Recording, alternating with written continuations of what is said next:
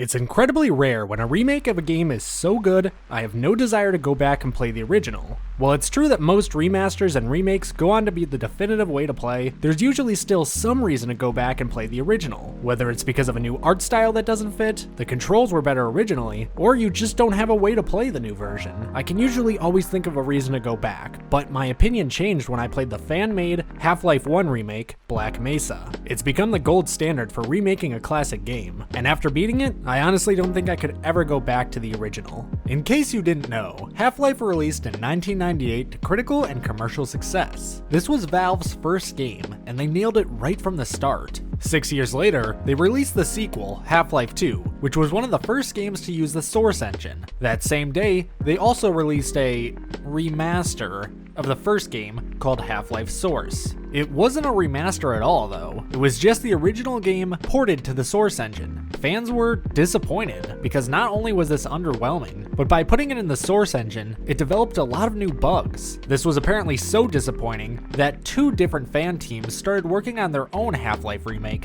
in the Source engine. The team's projects were called Leak Free and Half-Life Source Overhaul Project. Once the teams discovered each other and saw they had a similar goal, they decided to merge together and give the project a new name, Black Mesa Source. They started development in 2005, and with only 13 people working on the game from all different parts of the world, it's no wonder why the project wasn't complete until 2020. So, what does 15 years of work look like? Starting with the obvious, this game looks amazing. I've always believed in the notion that a remake or remaster should look as good as you remember the original game looking, and this is exactly how I remember Half-Life looking.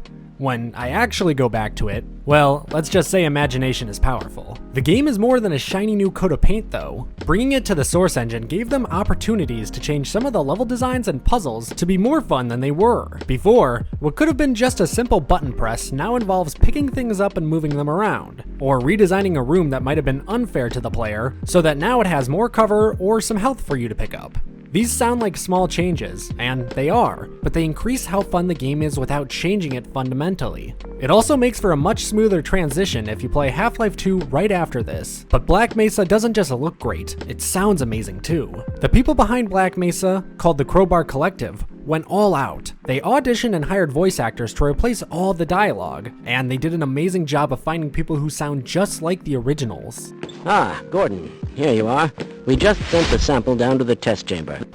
Ah, Gordon, there you are. Nice of you to finally join us, Doctor. We've just sent the sample down to the test chamber.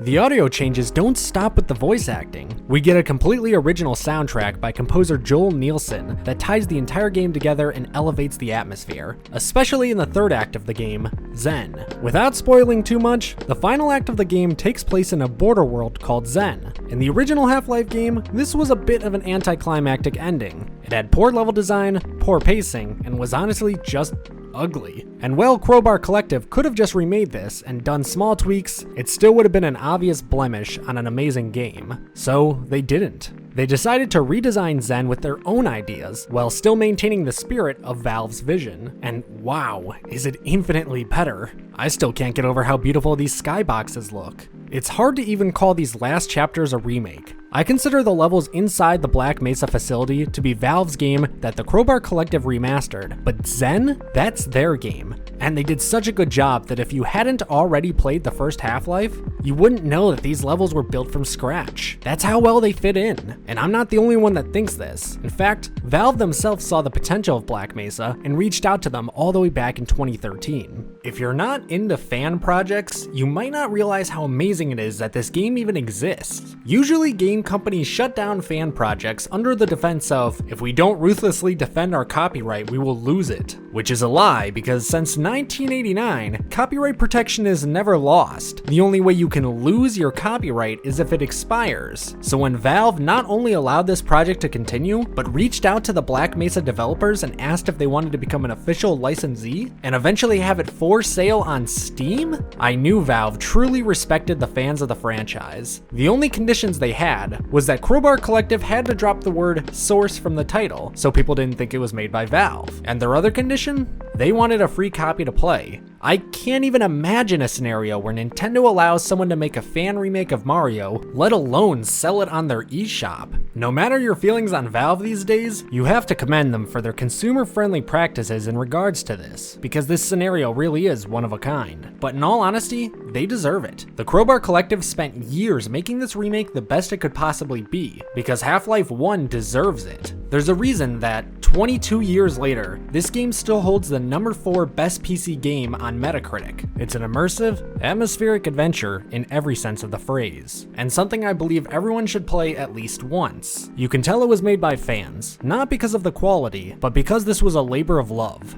And Crowbar Collective shows that they respect the source material and care about the franchise. Whether you've played Half-Life when it first came out in 1998, or you're just looking for a great game to play, visiting Black Mesa is worth your time, even 22 years later.